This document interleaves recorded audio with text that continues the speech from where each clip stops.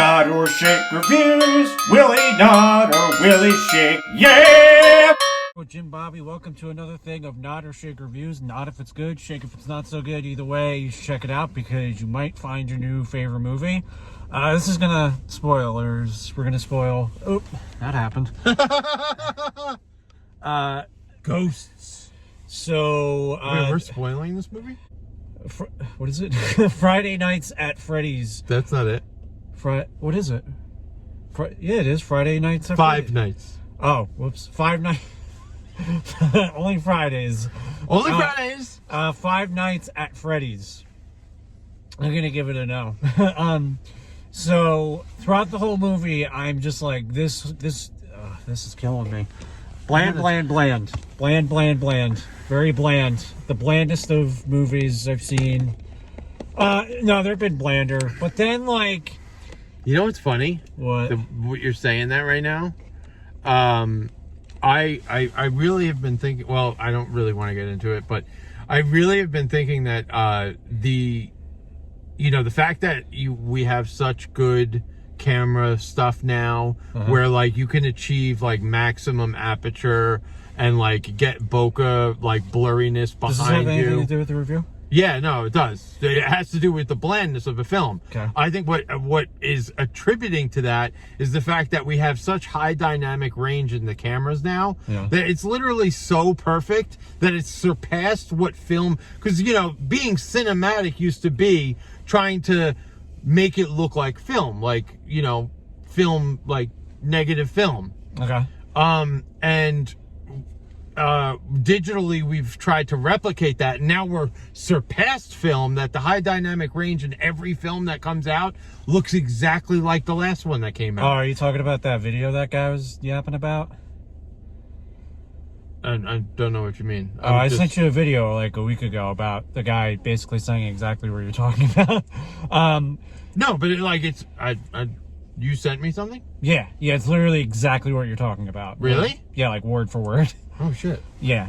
But like But that's the reason. I don't know if he's just not a good actor or it's just what was given to him, but Josh Hutcherson was asleep at the wheel in this whole entire movie. I understand, there's like the grieving and the trauma, and I understand it's a hard thing to act through, but I shouldn't be half asleep looking at your character. I should be interested. Wait, what do you mean grieving?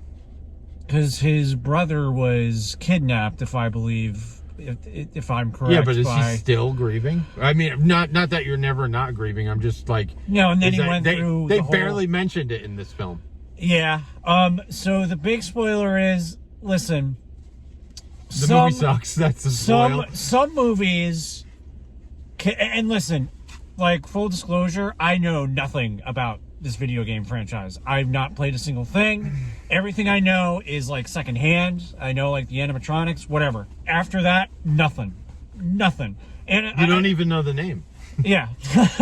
I knew, like, I just want to, one positive, like the only positive thing was like the animatronics was cool. That's about it.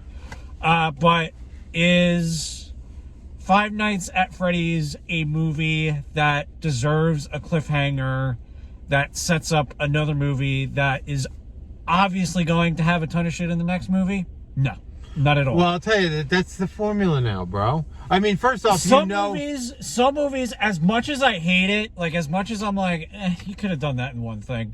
There are some movies that I'm like, okay, yeah, worth it, fine. But what they're doing now is Five Nights. What they're doing Friday now, nights, Thursday nights at Freddy's. What they're doing at Weekend at Bernie's, what they're doing is they're following the path of the game. Now, but here's the thing: the games never ended all necessarily on cliffhangers, but they know that they had 5 or 6 video games. Jesus. So now they're gonna make 5 or 6 movies.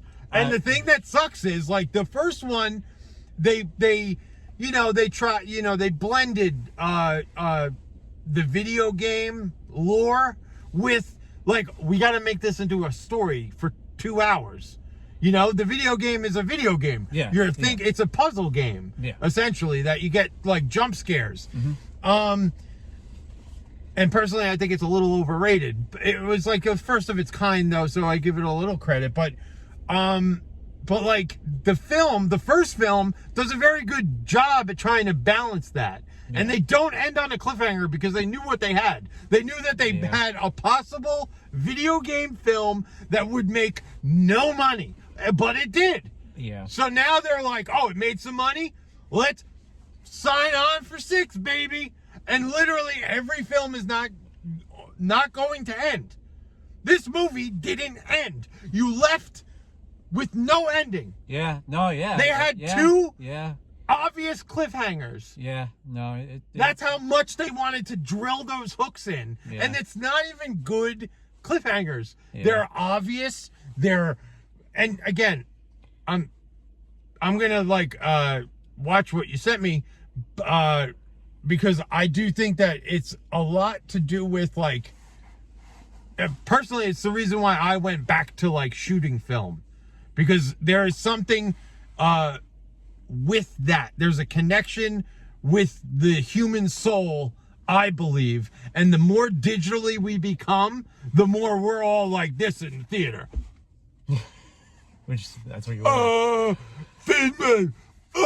Yeah, and they're just shoveling that shit down your throat, and we're all accepting it. I thought not that it made it worse or better or anything. I thought Matthew Lillard and Skeet Ulrich were gonna play. They really made a bigger deal that these two were in it. Which who are these names? Matthew Lillard is Stu Macher and Skeet Ulrich is Billy Loomis from Scream. So is Billy Loomis in this? Yeah, he was the dad that gave him the music box. They made it was like reunion. Meanwhile, they're wait a minute. Wait, that was Billy Loomis? Yeah, that was Billy Loomis. Dude, I had no idea. Yeah. Wow, what a bunch of member berries in a movie that isn't even dude, that's what I'm talking about. What? You're gonna you give what's his name? What's his other name? What's not the Billy Loomis? But the other guy. Lillard? Matthew Lillard.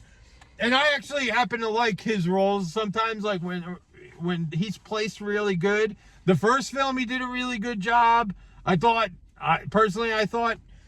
but in this film, I was like, I don't know, dude, I didn't even know Billy Loomis was in it, but I was thinking of Scream during one part of this film, and it was like, is this guy getting typecasted? And they're gonna just ride this train, this Wes Craven train that they didn't even have anything to do with.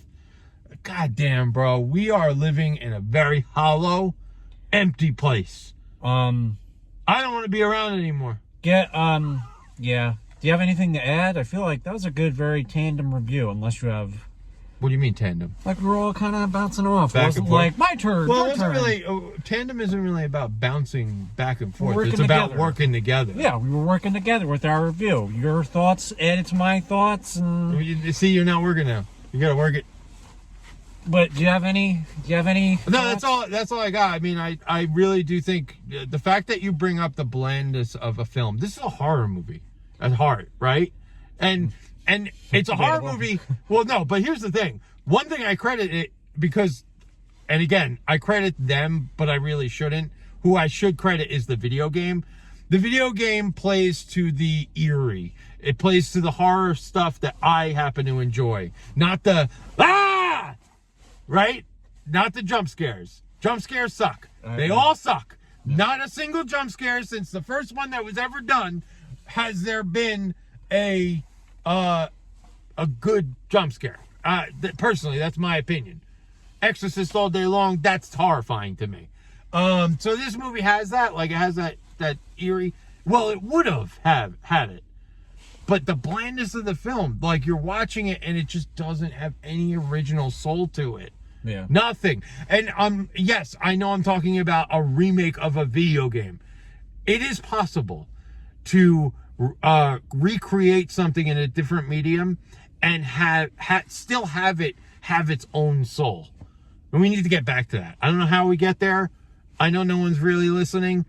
And we're just going to float around in this abyss for the rest of time.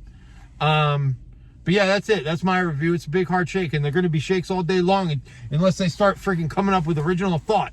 Period. Alrighty. Thanks for cringing. Bye-bye. Oh, One thing I did want to bring up, did you watch Frankenstein? No, I heard that's good. Don't go see this shit. This will not be your next new favorite movie. Go on Netflix, watch Frankenstein. Masterpiece. When I say masterpiece, I mean masterpiece. Everybody in that film is amazing. And the reason why it's good is it doesn't try to be the Boris Karloff Frankenstein.